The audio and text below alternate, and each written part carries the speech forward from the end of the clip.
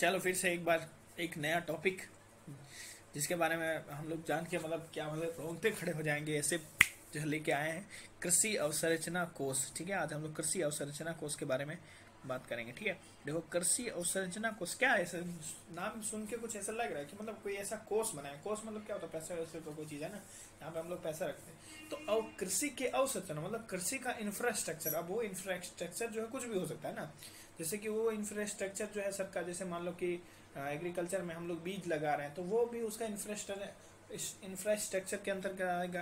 जैसे मान लो हम उसको बिजली दे रहे हैं, उसके लिए मान लो बिजली पावर प्लांट लगाएं तो वो भी इंफ्रास्ट्रक्चर में आएगा। सड़क लगाएं ताकि एग्रीकल्चर जो है कि वाहन जा सके, है ना। कोल्ड चेन जो हम लोग मेंटेन करते हैं वो होगा। कोई भी एवरी चीज, कोई भी एवरीथिंग। फिर कोई संस्था भी हो सकता है ना जो एग्रीकल्चर से नहीं, जैसे एग्रीकल्चर जैसे कोई सुझाव, कोई वो भी सब जो है, जैसे मतलब सुझाव नहीं कि भाई कोई संस्था भी जो क्या है कि वो एग्रीकल्चर से संबंधित हो, वो संस्था भी क्या हो सकता है कि वो इंफ्रास्ट्रक्चर के अंतर्गत आ सकता है। ठीक है, कोष, उस कोष के अंतर्गत आ सकता है। ठीक है, तो पहले हम लोग बात करते हैं कि कृषि अवसंरचना क्या होती है। भाई कृषि अवसंरचना ही क्या है, पहले तो हम लोग बात करते हैं।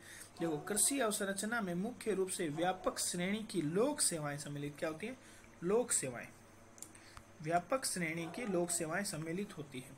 ठीक है, जो उत्पादन, जो सिर्फ ऐसे नहीं है कि वो सिर्फ किसी पर्टिकुलर जगह से, वो उत्पादन से संबंधित हो। जैसे बीज हो गया, है ना, कीटनाशी हो गए, उर्वरक हो गए, वो कृषि उपकरण हो गई, मशीनें हो गई। तो ये सब क्या है? उत्पादन से संबंधित। सरकार द्वारा खरीद, जैसे मान सरकार क्या है, ई मार्केटिंग कर दे, है ना, कहीं पे ई मार्केटिंग प्लेटफॉर्म कर दे, तो ये सरकार जो है ई मार्केटिंग प्लेटफॉर्म कर रही है, तो है ना। फिर जो है ये सब जो क्या है कि ये सरकार द्वारा खरीद, ये भी अवसंरचना ही है। ठीक है, प्रसंस्करण यानी फूड प्रोसेसिंग को लेके जो होती है, जैसे कि मान लो कि फूड प्रोसेसिंग मतलब जैसे कि मूल्यवर्धन हो रहा है, ये चीज़ भी हो सकती है। फिर जो है कोल्ड चेन मेंटेन कर रहे हैं ना, फिर तुम्हारा गोदाम हो गया, जो कोई कोई जगह होता है ना जिसमें हम लोग रख के सेव करते हैं फूड को, वो सब जो साइलोज हो गए, है ना, जो होता है वो सब।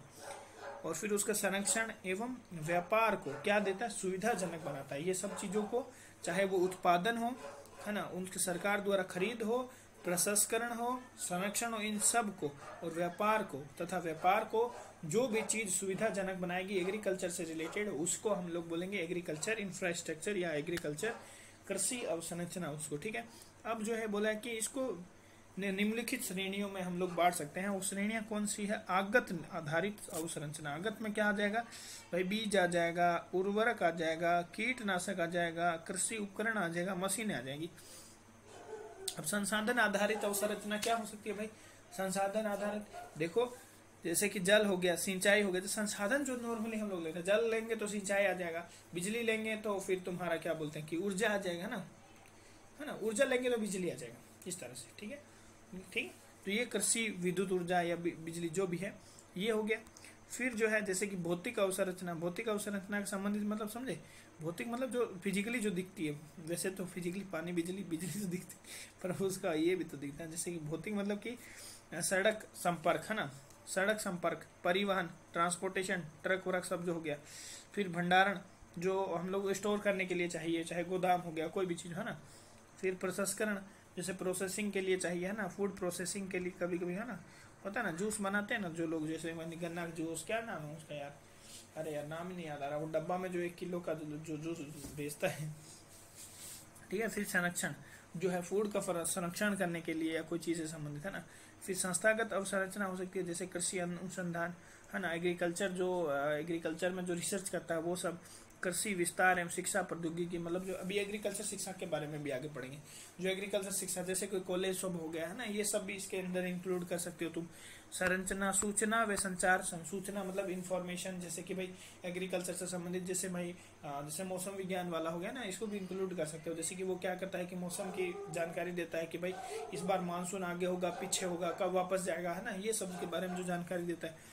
फिर वित्तीय सेवाएं, जैसे बैंक वूंक हो गया, जो एग्रीकल्चर से रिलेटेड नॉर्मली पता ही है, विविधता के आधार पर जो है लोन दिया जाता है ना। 40% सरकार बोलती है 40% तुमको प्राइमरी सेक्टर में देना है, उनमें से 18% जो होता है एग्रीकल्चर को दिया जाता है, वही सब ये जो है वित्तीय सेवाएं। फिर विपणन, जो सरकार कहीं के मार्केट अवेलेबल करा दे रही है, कोई बहुत सारा पार्क जो है एग्रीकल्चर के फूड को बेचने के लिए, है ना, सामान को बेचने के लिए। तो ये सब जो है अवसंरचना है, कृषि से संबंधित अवसंरचना है। इसके बारे में हम लोग डिटेल से बात करेंगे और जानेंगे कि ये क्यों सुर्खियों में है और इससे एग्रीकल्चर के सेक्टर को किस तरह हम लोग आगे लेके जा सकते हैं। ठीक है, चलो आगे चलते हैं। तो ये सुर्खियों में क्यों है, पहले हम लोग ये बात करते हैं कि देखो हाल ही में जो प्रधानमंत्री नरेंद्र मोदी जी है उन्होंने 1 लाख करोड़, सोचो इतने पैसे कितने पैसे होते हैं, है कि नहीं, 1 लाख करोड़ में कृषि अवसंरचना कोष यानी IMF यानी एग्रीकल्चर अवसंरचना मतलब इंफ्रास्ट्रक्चर कोष मतलब फंड AIF, ठीक है, AIF के तहत वित्त पोषण की सुविधा प्रदान करने के लिए एक नवीन केंद्रीय क्षेत्रक योजना आरंभ की है। ठीक है, समझ में आया भाई, इसी के थ्रू वो लोग वित्त पोषण करेंगे, कोई भी चीज को पैसा देंगे, मतलब है ना, पैसा लगाएंगे वहां पे। भाई सबसे दिक्कत तो दुनिया में क्या है, पैसा ही है। पैसे के तो बिना कुछ होता नहीं है, चाहे एग्रीकल्चर ले लो, कोई भी सेक्टर ले लो, पैसे के तो बिना होता नहीं है। तो वही कर रहे, चाहे पैसे से ही सड़क बनता है, पैसे से ही बिजली आती है, पैसे से ही खाद आता है, पैसे से ही उर्वरक आता है, हर चीज पैसे से आता है, पैसे के बिना कुछ नहीं है इस दुनिया में। ठीक है, लोग बोलते हैं कि पैसा जो है सब कुछ नहीं है, बट बहुत कुछ वैसा ही है। चलो ठीक है, बात इस ज्ञान की बात है बाद के बाद। चलो हम लोग बात करते हैं कृषि अवसंरचना कोष यानी AIF के बारे में जानने की। ये क्या है, देखो ये जो है, आप देखो कौन बनाएगा, ऑब्वियसली जो है एग्रीकल्चर से रिलेटेड है, तो एग्रीकल्चर को एक मंत्रालय ले लो, कौन सा मंत्रालय, कृषि एवं किसान मंत्रालय। भाई कृषि एवं किसान मंत्रालय का कम किसान कल्याण मंत्रालय, ठीक है, किसान कल्याण मंत्रालय के तहत केंद्रीय क्षेत्रीय योजना है ये। इसका उद्देश्य ब्याज अनुदान यानी इंटरेस्ट सबवेशन और ऋण गारंटी के माध्यम से मध्यम दीर्घ अवधि के, देखो मध्यम और दीर्घ दोनों दिया हुआ, ध्यान रखना, MD मध्यम और दीर्घ दोनों दिया हुआ है। ऐसा नहीं है कि भाई छोटा वाला बोलेगा अच्छे, है ना, छोटा नहीं, मध्यम और से लेके दीर्घ अवधि तक, है ना, छोटा वाला अवधि को इंक्लूड नहीं किया, मध्यम से लेके दीर्घ अवधि तक के ऋण का वित्त पोषण की सुविधा ये प्रदान करेगा। ठीक है भाई देखो नॉर्मली क्या है ना कि किसानों के पास क्या होता है ना कि भाई भारत में किसान जो है वो क्या है ना कि मेनली मानसून पे ज्यादा जो है, किसान जो है मानसून पे डिपेंड है। तो क्या होता है ना, मानसून जब तक आता है तो उनके पास क्या होता है ना, खेती में काफी समय लगता है ना भाई। ऐसा नहीं है ना कि खेती आज किया तो आज ही उसके पास पैसा आने लग जाएगा, ऐसा नहीं होता ना। जैसे गाड़ी या ट्रैक्टर चलाता है उसके पास, तो जैसे मान लो ट्रैक्टर से यहाँ छोड़ के आ गया, तुरंत पैसा आ जाएगा उसके पास, है ना। परंतु इनके पास तो कम से कम 4-5 महीने रुकना पड़ेगा ना, 5-6 महीने रुकना पड़ेगा, तब इनके पास जाके शुरू से लेके पैसा आएगा। तब तक क्या होता है कि इनके पास पैसे की कमी रहती है। ठीक है, फिर और भारत में जो आधे से 80% तक क्या है कि सीमांत किसान है, छोटे किसान है, मतलब लघु जोते हैं उनके पास, है ना। तो उनके पास क्या होना है, उतना पैसा नहीं भाई, लघु जो ज्यादा पैसा होता तो वो बड़े खेत नहीं ले लेते। ठीक है, तो उनको क्या है ना कि पैसे का हमेशा ही कमी रहता है ना। जैसे मान लो उन्होंने पैसा खर्च कर दिया, जैसे उर्वरक में, सब में, मशीनों में, सब में, खाद में, इन सब में खर्च कर दिया, तब उनके पास क्या है ना, पैसा नहीं रहता है। जैसे श्रमिकों को देना है, आगे कोई मशीन लेने हैं, तो उसके लिए तो सरकार क्या है ना कि प्रोवाइड करवा रही है उनको इंफ्रास्ट्रक्चर, ताकि उनको हेल्प हो सके। ठीक है, और ये जो है वहां पे फंस जाएगा, ध्यान रखना, ये जो है IMF वाला में फंस जाएगा, नहीं IMF वाला नहीं, सॉरी WTO में है, WTO में फंसेगा ये, अंबर जो बॉक्स होता है ना वहां फंस जाएगा ये। ठीक है, नहीं देखा है तो भाई WTO वाला वीडियो नहीं डालें, शायद नहीं डालें, बाद में डालें। चलो ठीक है, आगे चलते हैं। ठीक है देखो इसके लाभार्थियों में किसान आ सकते। देखो अभी इसके लाभार्थी कौन कौन है, मतलब इससे पैसे सिर्फ किसान को, भाई ऐसा तो गलत बात है, सिर्फ किसान ही थोड़ी जो एग्रीकल्चर का काम करते हैं, बहुत सारे लोग हैं। जैसे कि प्राथमिक कृषि ऋण समिति, जो प्राथमिक कृषि ऋण समिति होती है जो है ना, वो लोगों को ऋण प्रोवाइड करवाती है, तो उसको भी दे सकती है ना, वो ले लेगी। फिर वो लोग, क्योंकि बहुत लोग होते हैं जो नहीं ले पाते आगे, मतलब पूरा सरकार तक पहुंच नहीं है, तो ये जो है पैक्स ले लेगा। फिर जो है FPO जो किसान उत्पादक संगठन होते हैं उनको दे देगा। कृषि उद्यमी, कृषि से संबंधित जो इंडस्ट्रियल लोग हैं, वो कोई स्टार्टअप्स वाले जो एग्रीकल्चर से रिलेटेड स्टार्टअप्स की खोज में है। केंद्रीय राज्य एजेंसी, कोई केंद्रीय राज्य एजेंसी भी हो सकता है ना, कोई स्थानीय निकाय द्वारा प्रायोजित सार्वजनिक निजी भागीदारी PPP, पब्लिक प्राइवेट पार्टिसिपेशन, इन सबको परियोजनाओं का जो है इसका लाभ मिलेगा। ठीक है, योजनाएं योग्य परियोजनाओं में सम्मिलित। अभी इस योग्य परियोजना में सम्मिलित क्या क्या है, देखो फसल कटाई के उपरांत प्रबंधन परियोजना, जैसे कि आपूर्ति श्रृंखलाएं सेवाएं, जैसे कि इसमें क्या क्या है, जैसे ई-मार्केटिंग प्लेटफॉर्म, गोदाम, कोष्ठागार, छटाई व स्तरीकरण, संबंधी इकाइयाँ, जैसे इस तरीके की सत्ताएं मतलब छोटे, जैसे कोई चीज़ खराब हो गया उसको हटाना है, फिर ग्रेड अच्छा छोटा अच्छा मतलब ग्रेड देना उसको भाई कि ये चीज़ जो है, जैसे मान लो ये राइस है, ये राइस है जो अच्छा नहीं है, ये थोड़ा बड़ा राइस है, बड़ा वाला अच्छा राइस है, तो इसको ऐसे ऐसे वाले को चुनना और जो अच्छा नहीं है उसको छटा करके हटा देना, या फिर उसको दूसरा ग्रेडिंग कर देना उनका, ये ग्रेड का भी ग्रेड का, ठीक है। वैसी वाली इकाइयाँ जो कोल्ड चेन, माल परिवहन, जो गाड़ी इधर से उधर लेके जाती है ना, जो ट्रक होता है ना, जो ट्रक इधर से उधर लेके जाते हैं, वो सब जो है इसमें बताया कि ये सब सुविधाएं इसमें रहेगी, ठीक है। सामुदायिक कृषि परिसंपत्तियों का निर्माण, जैसे कि जैविक इनपुट उत्पादन, स्मार्ट एवं सटीक कृषि हेतु अवसंरचना, मतलब स्मार्ट और सटीक कृषि करना चाहते हो उसके लिए भी तुमको इंफ्रास्ट्रक्चर मिलेगा। निर्यात समूह सहित फसलों के समूह के लिए आपूर्ति श्रृंखला अवसंरचना, ठीक है। थोड़ा थोड़ा मतलब हो सकता है कहीं नहीं समझ में, बट काफी कुछ जो है हो सकता है 90% जो है किसी को मतलब 80 मतलब क्या बोलते हैं कि 100% हो सकता है कि ना समझ में आए, बट अगर तुम एक कॉन्सेप्ट इसके बारे में जान जाओगे तो मैं मेनली 95% 90% तक अगर कॉन्सेप्ट बिल्डअप हो जाएगा तो मैं भी तुम जो है लिखने योग्य जो है काम हो जाएगा और समझ जाओगे क्या है ये चीज़, ठीक है। और कुछ फैक्ट एंड फिगर्स जो है वो भी क्लियर हो जाएंगे, जैसे कृषि अवसंरचना योजना, सॉरी मेरे बोलने में थोड़ा फंबल आ जाता है, ठीक है, सॉरी उसके लिए। कृषि अवसंरचना कोष के तहत जो है बैंकों और वित्तीय संस्थानों द्वारा 1,00,000 करोड़ रुपए ऋण के रूप में उपलब्ध कराए जाएंगे। कितना? 1,00,000 करोड़, क्योंकि मोदी ने बोला है कि 1,00,000 करोड़ तक हम जो है इतने जो है रुपए ऋण के रूप में उपलब्ध कराए जाएंगे, जिसमें से 2 करोड़ रुपए तक के ऋणों पर प्रतिवर्ष 3% का ब्याज देना प्रदान किया जाएगा। कितना? 2 करोड़ रुपए तक के ऋणों पर। अगर कोई 2 करोड़ रुपए लेता है ना, मतलब 2 करोड़ किसी को मिला है तो उसको 3% के रूप में ब्याज दर देना होगा। 2 का 3 बोलना, 1 2 का 4 तो 2 2 का 3 2 2 का 3 ऐसे यार 2 का 3 2 के आगे 3 आता है ना, तो भाई बस सिंपल बात है, 2 करोड़ ले रहे हो तो 3% ब्याज दो। ये योजना वित्तीय वर्ष 2020-21 से लेकर वित्तीय वर्ष 29-30 तक संचालित की जाएगी। सोचो 29-30 तक चलेगी, अभी तो काफी चलेगा। वो बोलता ना कि बस मेरे साथ बनाए रखना, अभी तो मैं लंबा चलूंगा। तो ये वाली लाइन जो है इस पे एकदम सूट करता है कि नहीं। ऋण का वितरण 4 वर्षों में किया जाएगा। ऋण का वितरण जो है 4 वर्षों में, क्योंकि भाई इतना पैसा भी तो है, कम से कम देखो 1,00,000 करोड़ रुपए बांट रहा है मोदी, मतलब बांट नहीं रहा है, लोन पे दे रहा है, ऐसा नहीं है कि फ्री में दे देगा क्या। ऋण का वितरण 4 वर्षों में किया जाएगा, जिसमें प्रथम वित्तीय वर्ष में 10,000 करोड़ के साथ आगामी 3 वर्षों में 30,000 करोड़ के क्रम से दिया जाएगा, ठीक है। पहले 10,000 करोड़ देंगे, पहले 10 दे दिए, अब 30 देंगे इस तरह से, तो ये कम से कम 1,00,000 हो जाएगा, ठीक है, याद रहेगा। पुनर्भुगतान हेतु ऋण स्थगन न्यूनतम 6 माह और अधिकतम 2 वर्ष के लिए पृथक हो सकता है। मतलब देखो पुनर्भुगतान, वापस पैसे लिए हैं तो भाई पैसे देने पड़ेंगे ना, के लिए ऋण स्थगन न्यूनतम, ऋण स्थगन मतलब यहाँ पर रोक देगा, ऋण स्थगन न्यूनतम जो है 6 माह हो सकता है और अधिकतम 2 वर्ष, मतलब तुमको 6 माह के अंतर्गत ऋण देना है या फिर 2 अधिकतम 2 वर्ष, 2 इससे तुमको बाहर नहीं जाना, ये पृथक हो सकता है, ठीक है। कृषि अवसंरचना जो कोष है का प्रबंधन एवं निगरानी एक ऑनलाइन प्रबंधन सूचना प्रणाली, मतलब इसको ऑनलाइन ही कर दिया कि भाई ऑनलाइन प्लेटफॉर्म के माध्यम से की जाएगी, भाई किसको कितना पैसा दिया जा रहा है ये ध्यान रखने के लिए ना, क्योंकि नहीं तो नॉर्मली ऑफलाइन होगा तो धांधली हो जाएगा, लोग बोलेगा कि इसको दिया 50,000 ऐसे करके छूतिया बना देगा, तो ये तो इसको ऑनलाइन ही कर दिया, ठीक है। राष्ट्रीय, राज्य एवं जिला स्तरीय निगरानी समितियां इस योजना के कार्यान्वयन के संबंध में वास्तविक समय मॉनिटरिंग एवं प्रभावी पुनर्निवेशन यानी फीडबैक को सुनिश्चित करेंगे। भाई राज्य स्तर पर और राष्ट्रीय स्तर पर और जिला स्तर पर, तीनों स्तर पर इन्होंने बिछा दिया है कि भाई ये जो है ये समितियां हैं, इसको जैसे मान लो थोड़ा सा अलग करते हैं, थोड़ा मजा थोड़ा दिखना चाहिए, जैसे ये राष्ट्रीय स्तर हो गया, ये राज्य स्तर हो गया, ये थोड़ा सा जिला स्तर पर, यहाँ पे कुछ कमेटी होगी, यहाँ पे भी कुछ कमेटी होगी, यहाँ पे भी कुछ कमेटी होगी, ये सब कमेटियां जो है ध्यान रखेगी और फीडबैक देगी कि भाई सही हो रहा है कि नहीं, ठीक है, बस यही है और क्या है।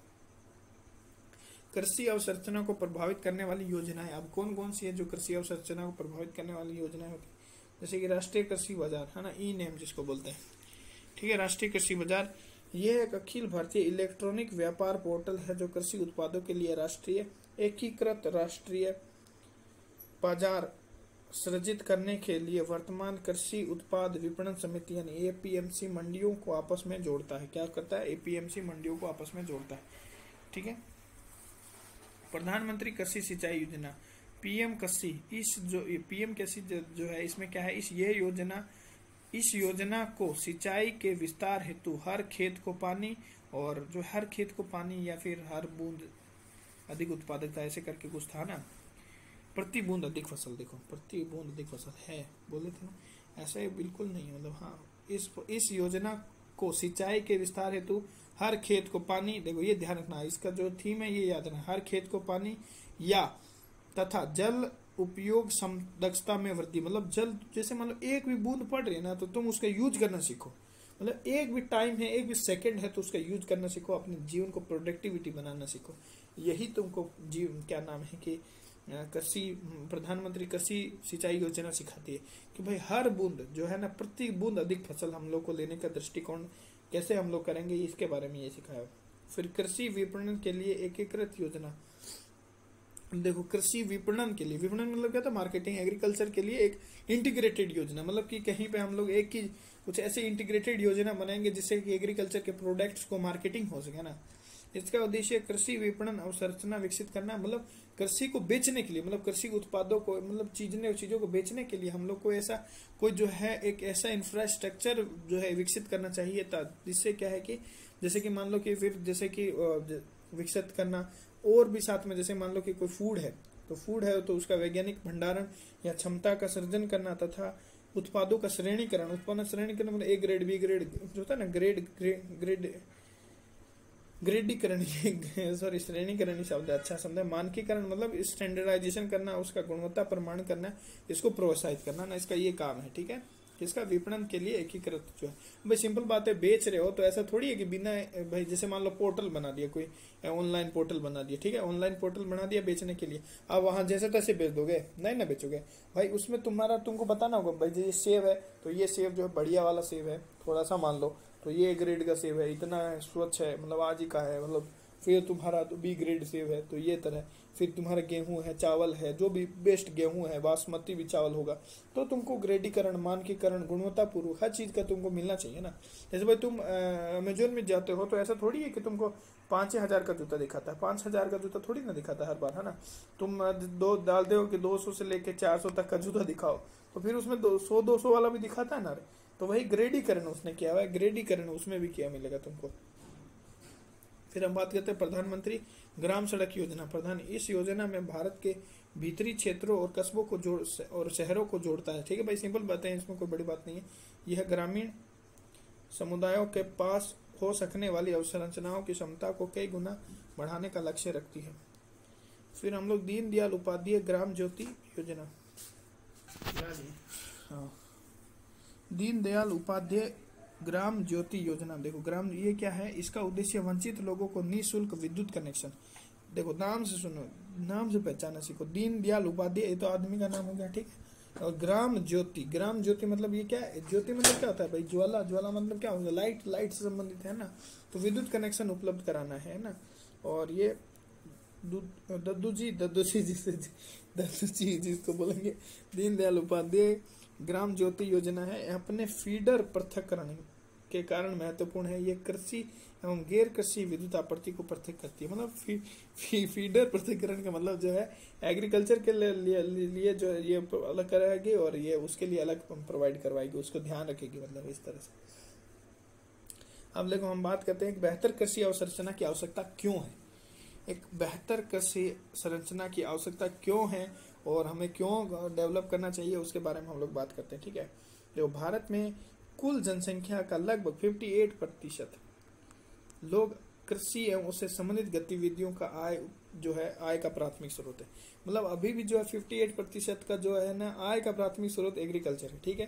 पहले ये तो सोच, हम लोग 58% जो देश के लोग हैं उसको वंचित कर सकते हैं क्या, नहीं कर सकते भाई, वही मेन 58% तो मेन क्या बोलते हैं कि ये तो बहुमत हो गया है कि नहीं, बहुमत वाला पार्टी हो गया, तो एग्रीकल्चर वाले बहुमत में हो गए, तो बहुमत में हो गए, तो इसके लिए हम लोग को क्या करना पड़ेगा भाई, इसको प्रमोट करने के लिए क्या करना पड़ेगा सरकार को, इससे संबंधित जो समस्याएं हैं उनका निवारण चाहिए। वो निवारण किसी भी स्तर पर हो सकता है, वो बीज से संबंधित हो सकता है, उर्वरक से संबंधित हो सकता है, उसकी सिंचाई से संबंधित हो सकता है, उसकी विद्युत आपूर्ति से संबंधित हो सकता है, उसके प्रसंस्करण से, उसके संरक्षण से, उसके मानकीकरण से, उसकी गुणवत्ता से संबंधित हर चीज से संबंधित हो सकता है, उसके मशीनीकरण से, उसके टेक्नोलॉजी से, है ना, और उसके प्रशासनिक सुधार से और नीतियों से संबंधित हो सकता है, कोई भी चीज से, है ना। तो इसलिए हम लोग को जरूरत है कि भाई हम लोग एक अवसंरचना का निर्माण करें जो एक ऐसा मतलब जो है कि एग्रीकल्चर को डेवलप करे। अभी हम लोग एग्रीकल्चर के निर्यात पर भी बात कर रहे थे कुछ समय पहले। तो एग्रीकल्चर का निर्यात कब जब बढ़ेगा, जब भाई प्रोडक्शन ज्यादा बढ़ेगा। प्रोडक्शन कब बढ़ेगा, जब भारत में जो है भारत में जो एग्रीकल्चर से संबंधित अवसंरचनाएं जो है उनका जो है हम लोग उसका अच्छे से डेवलपमेंट करेंगे, एकदम क्या बोलते हैं एक समन्वयपूर्ण डेवलपमेंट होगा ना, सबका प्रबंधन बढ़िया होगा तब सब काम बढ़िया होगा, ठीक है। तथा पर्याप्त अवसंरचना उत्पादकता में वृद्धि करती है, ठीक है।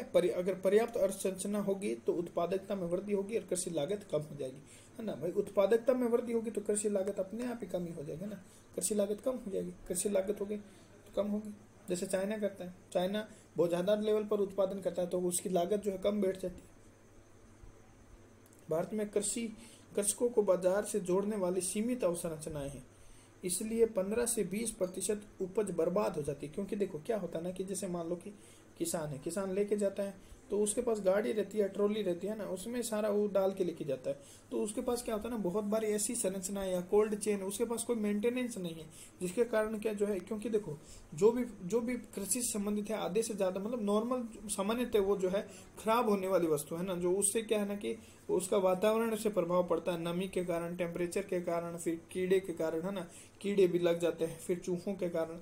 तो ये क्या है ना, पेरिसेबल आइटम्स है, पेरिसेबल आइटम को तुमको मेंटेन करना पड़ता है उसका ना।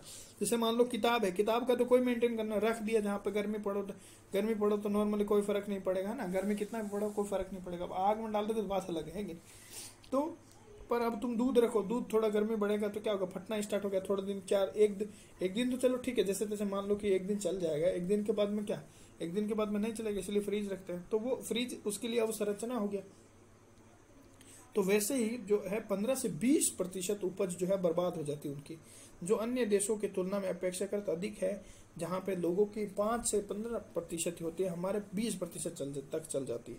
तो हम लोग ज्यादा बर्बाद, हमारे लोग को फसलें ज्यादा बर्बाद हो रही है, तो ये तो हम ही लोग का घाटा है। तो हम लोग को अवसंरचना निर्माण करना चाहिए कि नहीं, बिल्कुल करना चाहिए, ठीक है। मूल्यवर्धन, पैकिंग, ब्रांडिंग और अच्छा विपणन का नेटवर्क ही किसान की आय में वृद्धि कर सकता है। सही बात है।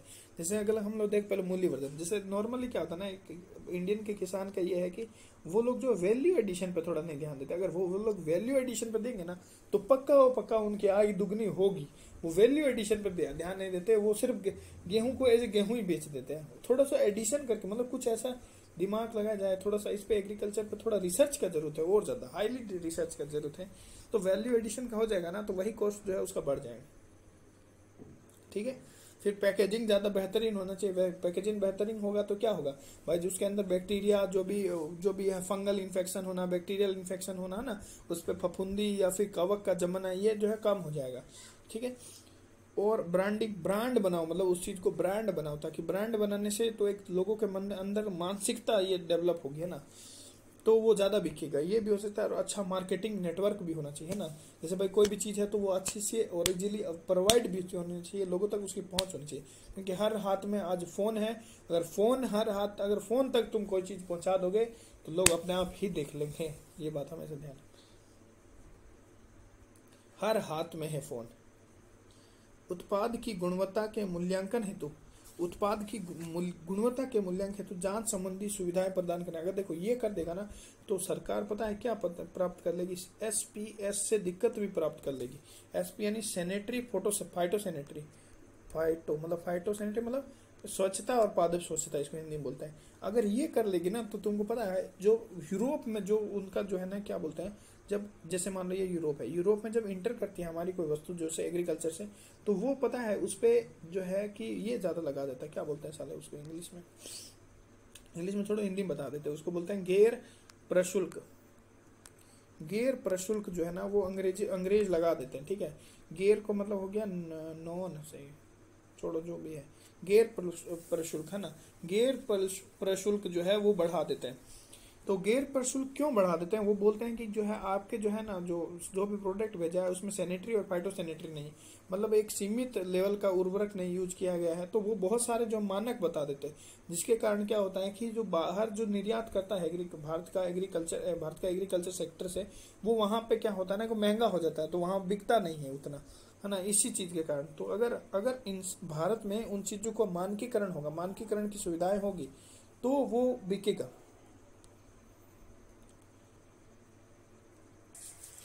ठीक है, ये किसानों को, अब देखो ये जांच सुविधाएं प्रदान करना हमें ये बता दिया ना, इससे क्या होगा, बाजार में बेहतर कीमत सुनिश्चित करने में सहायता, है ना, हो। जिससे क्या होता है ना भाई, जिससे जिससे ये पता चल जाएगा कि बेहतर कीमत मतलब अच्छा क्वालिटी का भी चीज कहाँ कितना कितना तक मिल जाता है, ये भी उससे पता चल जाएगा ना। कि ये किसानों को बेहतर तरीके से मात्रा का मूल्यांकन करने में सहायता कर सकता है, जिससे किसानों की आय का अनुमान लगाया जा सकता है। मतलब इससे पता चल जाएगा कि किसान कितना उत्पादन कर रहा है और कितनी मतलब जो है आय रियल में आ रहा है ना। जैसे मान लो कि कभी कभी क्या होता है ना, जैसे एक सिंपल तुम ये वाला डाटा वापस ले लो, ठीक है, क्योंकि इंडिया में क्या होता है ना, जैसे मान लो किसी ने 100 किलो, मान लो 100 किलो ही उसने उत्पादन किया है, तो 100 किलो में से तो 15 किलो तो उसका खराब ही हो जाएगा ना। जब खराब हो जाएगा तो आगे बिकेगा नहीं है, तो 85% पर ही उसको क्या मिला, 85 यानी 80% लेके चलो, है ना, तो 80 किलो पर ही उसको पैसा मिलेगा, तो उसको पता ही नहीं चलता है उसका वास्तविक आय क्या था।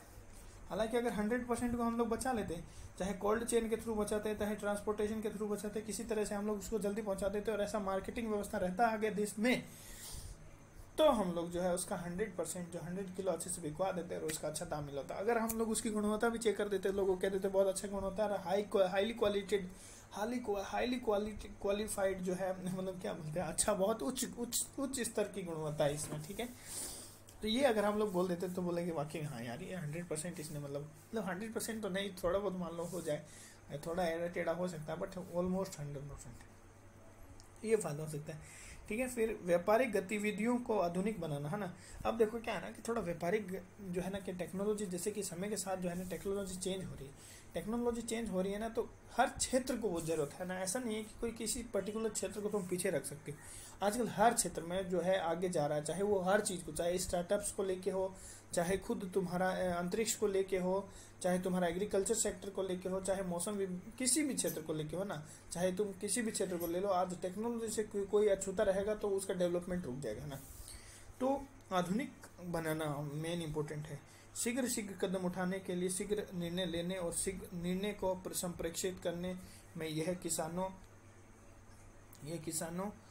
किसानों या व्यापारी को सहायता करेगा। उदाहरण जैसे ई ट्रेडिंग, इंटरनेट नीलामी, है ना, ये इम्पोर्टेंट पता है कि ये क्या बोलते हैं कि कॉन्सेप्ट है, जैसे ई ट्रेडिंग, इलेक्ट्रॉनिक ट्रेडिंग, है ना, ये सब जो है सुधार ला रहे हैं। अब हम लोग योजना द्वारा निभाई गई भूमिका देखो, अब हम लोग कुछ जो योजना द्वारा क्या भूमिका निभाई जाएगी ये हम लोग, इसमें हितधारक लिखा हुआ है और योजना के अभिप्रेत लाभ क्या है, ठीक है। जैसे कृषक है इसमें, जिसमें एफपीओ यानी फार्मर जो है, किसान उत्पादक संगठन, ठीक, किसान उत्पादक संगठन इसी को बोलते हैं, ठीक है। पैक्स मतलब हो गया, पैक्स मतलब क्या हो गया, जो भी है पैक्स मतलब, और सहकारी समितियां सम्मिलित इसमें, ठीक है। अब देखो इसमें क्या होगा, लाभ कैसे मिलेगा, जैसे किसानों को प्रत्यक्ष रूप से उपभोक्ता के एक बड़े आधार पर बिक्री करने का सुलभ बनाने के लिए उन्नत बाजार अवसंरचना, इससे किसानों के मूल्य प्राप्ति में वृद्धि होगी। समझ में आया। देखो इसमें क्या होगा, किसानों को प्रत्यक्ष रूप से उपभोक्ता के एक बड़े आधार पर बिक्री, मतलब जो है किसानों को डायरेक्ट है बड़े आधार पर बिक्री, जैसे उसको डायरेक्ट उपभोक्ता ही मिल जाएंगे, तो बिक्री करने को सुलभ बनाने, भाई सुलभ हो गया उसके लिए, है ना। उन्नत बाजार अवसंरचना मिल गई, जैसे भाई उसको ऐसी बाजार अवसंरचना मिल गई जिससे क्या है ना कि उसको ग्राहक भी मिल गए उसको, तो इससे क्या होगा ना, फायदा हो गया उसको। तो जिससे किसानों को मूल्य प्राप्ति में वृद्धि होगी, जो मूल्य प्राप्त होंगे वो ज़्यादा अच्छे से प्राप्त हो गया ना। माल वाहन अवसंरचना में निवेश, कटाई फसल कटाई उपरांत हानि व मध्यस्थों की संख्या को कम कर देगा। सही बात है। जैसे मान लो कि डायरेक्ट उसने बता दिया कि भाई यहाँ पे मेरे इतना प्रोडक्शन हुआ है इंटरनेट के थ्रू, और बोल दिया कि भाई मेरे पे यहाँ पे इतना प्रोडक्शन हुआ है, 30 रुपये किलो या 40 रुपये किलो के आधार पर बिक सकता है, तो कोई खरीदना चाहता है, इंटरेस्टेड है, नेट पे डाल दिया, चलो काम खत्म कर दिया, कोई आके इंटरेस्टेड है आके ले गया। तो ना तो परिवहन का जरूरत पड़ा, ना मतलब जो है क्या बोलते हैं कोई मतलब, क्योंकि तुरंत बिक गया तो जो है काटने के बाद हमें हानि भी नहीं हुई और मध्यस्थों की जरूरत नहीं पड़ी, सब काम हो गया अपने से। बेहतर उत्पादकता हेतु सामुदायिक कृषि परिसंपत्तियों एवं आगदों के इष्टतम परिणाम स्वरूप किसानों में महत्वपूर्ण बचत प्राप्त होगी। ठीक है भाई, हाँ भाई, इसके काम करने से बचत अच्छा खासा हो जाएगा। ठीक है, देखो अब सरकार के बारे में बात करते हैं कि हितधारक अगर सरकार है तो इस सरकार को क्या लाभ होगा। वह यह ब्याज संसाहिकी प्रोत्साहन व ऋण गारंटी के माध्यम से सहयोग द्वारा वर्तमान अव्यावहारिक परियोजनाओं में प्राथमिक क्षेत्र ऋण उपलब्ध कराने में सक्षम होगी। भाई प्राइमरी सेक्टर में जो है ऋण मिल जा रहा है, ये भी बहुत बड़ी बात है अपने आप में, क्या। ठीक है, इसके आगे सरकार राष्ट्रीय खाद्य अपव्यय प्रतिशत यानी नेशनल फूड वेस्टेज परसेंटेज को कम करने, मतलब जो हम लोग वेस्ट कर रहे हैं ना, चाहे वो किसी पे स्तर पर हो, जैसे 15 से, इसने हमें बताया कि भाई हम लोग 15 से 20% जो है फूड को हम लोग वेस्टेज कर रहे हैं ना। कहीं पे जैसे कहीं पे तुम देखोगे कि जैसे अनाजों के सड़ने की, जैसे कहीं पे बताता है कि एपीएमसी मंडी में जो है, एपीएमसी मंडी में भी जो है फूड जो है खराब हो रहा है ना, जो है बारिश के कारण, तो हम लोग उसकी तरफ आगे जाएंगे। ठीक है, कम करने जैसे कृषि क्षेत्र वर्तमान वैश्विक स्तर से के साथ प्रतिस्पर्धी बनेगा। अब ज़्यादा मान लो हम लोग उत्पादन करेंगे तो ज़्यादा कॉम्पिटिटिव होंगे कि नहीं भाई। चाना मान लो कोई भी, जैसे कोई भी उत्पादन कर रहा है, तो जो उत्पादन कर रहा है हम लोग भी इतना बचा लेंगे तो क्या हम लोग नहीं प्रोडक्टिविटी करेंगे, तो बोलेंगे हाँ हम लोग भी उतना उत्पादन कर रहे हैं, हम लोग भी निर्यात करेंगे, है कि नहीं। तो प्रतिस्पर्धा जो है वो बनेगी एक, है ना। केंद्र सरकार या राज्य सरकार की एजेंसियां या स्थानीय निकाय कृषि अवसंरचना में निवेश को आकर्षित करने हेतु व्यवहारिक सार्वजनिक निजी भागीदारी परियोजनाओं की संरचना में सक्षम होंगे। मतलब यही बात है कि भाई इससे जो है पीपीपी हो जाएगा, मतलब पीपीपी मतलब पब्लिक प्राइवेट पार्टनरशिप जो है ये बढ़ेगी इससे, है ना। ठीक है, कृषि उद्यमी और स्टार्टअप्स के लिए क्या लाभ होंगे, जो देखो वित्त पोषण के एक समर्पित स्रोत के साथ उद्यमी वस्तु अंतरजाल यानी इंटरनेट ऑफ थिंग्स, ठीक है, कृत्रिम बुद्धिमत्ता आदि सहित नवीन युग की तकनीकों का इष्टतम लाभ उठाकर कृषि क्षेत्र में नवाचार को प्रबल, मतलब ये जो है इन सब का वो फायदा उठाकर जो कृषि क्षेत्र को जो है ना एक नए स्तर पर लेके जा सकते हैं, मतलब एक स्टार्टअप नया स्टार्ट कर सकते हैं, एक इनोवेटिव माइंड ला सकते हैं इस चीज़ों का यूज करके वो लोग, है ना। ठीक है, ये अभिकर्ताओं को पारिस्थितिक तंत्र से भी जोड़ेगा, है ना। जो पारिस्थितिक तंत्र एग्रीकल्चर से रिलेटेड जो है, इसलिए उद्यम जैसे मतलब एक इकोसिस्टम, बिजनेस इकोसिस्टम को जोड़ेगा। ये एक एग्रीकल्चर बिजनेस इकोसिस्टम बनाएगा, ऐसे कर सकते हो ना। ठीक है, इसलिए उद्यमियों एवं किसानों के मध्य सहयोग के मार्गों में वृद्धि होगा ना। जिससे क्या होगा ना, एक उद्यमी है और एक किसान है, ठीक है, इन दोनों के बीच में सहयोग होगा ना, इन दोनों में आपस में अच्छा रिलेशन बनेगा, क्योंकि भाई उसको जरूरत है उसका, क्योंकि उसी के एग्रीकल्चर प्रोडक्ट पे आगे वो कुछ कर रहा है ना, तो उससे उसका जरूरत है, तो भाई इससे इसका जरूरत जब होगा तो इसके रिश्ते अच्छे होने जाएंगे ना, तो इससे इसके रिश्ते अच्छे होंगे। बैंकिंग पारितंत्र पे देखो, ऋण गारंटी मिलेगा, प्रोत्साहन मिलेगा, ब्याज संसाहिकी के साथ ऋण प्रदान करने वाली संस्थाएं कम जोखिम पर ऋण प्रदान करने में सक्षम हो जाएगी, है ना। भाई इसने बोला कि पहले जो हम 10,000 करोड़ रुपए देंगे, फिर 30 देंगे, है ना। तो और फिर बताया कि 6 महीने में वापस लेगा, फिर अधिकतम 2 साल में तुमको वापस देना है। ठीक है, ठीक है, ये हो गया। और ये योजना बैंकों को अपने ग्राहक आधार और पोर्टफोलियो के विविधीकरण को बढ़ाने में सहायक, मतलब ज़्यादा विविधीकरण तुमको मिलेगा ना। जैसे ऐसा नहीं कि सिर्फ किसानों को दे रहा, बहुत लोगों को भी देगा, जैसे कि पीपीएफ हो, है ना, ये नहीं क्या बोलते हैं यार, है ना, पैक को मिलेगा। अभी जो ऊपर देखे उनको मिलेगा, क्या बोलते हैं, एफपीओ, है ना, जो भी संगठन है उन सबको मिलेगा। तो इससे थोड़ा बहुत मतलब एक विविधीकरण होगा पोर्टफोलियो का, तो इससे सहायता मिलेगी। पुनर्वित्त पोषण की सुविधा सरकारी बैंकों व क्षेत्रीय ग्रामीण बैंकों यानी आरआरबी, रीजनल रूरल बैंक के लिए व्यापक भूमिका को सक्षम करेगी। ठीक है, इसकी व्यापक भूमिका हो जाएगी, मतलब कुल मिलाकर उपभोक्ता भाई जो लास्ट में जो उपभोक्ता है उसको क्या फायदा होगा। फसल कटाई के उपरांत पारितंत्र में कम अक्षमताओं के साथ, मतलब जैसे फसल कटाई होता है तो तुरंत जो है ना क्या फसल खराब होने लग जाती है, तो पारितंत्र कम जो गड़बड़ के साथ तुम उसके पास पहुंच जाएगा।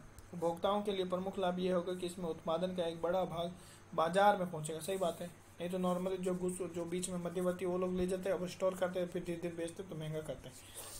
ठीक है, इसलिए बेहतर गुण और कीमतों का भी लाभ प्राप्त हो। बोले महंगा हो गया तो कीमतों संबंधित हो गया और तुरंत ही बिक जाएगा तो क्या होगा कि खराब होने से चांस है भाई, क्योंकि खराब करके थोड़ा सा खराब वाले को पॉलिश करके ऐसे बेच देते हैं तो फिर पता नहीं चलता जो भोगता है उसमें। तो गुणवत्ता भी बेहतर मिलेगा उनको और कीमतें भी सस्ती मिलेगी।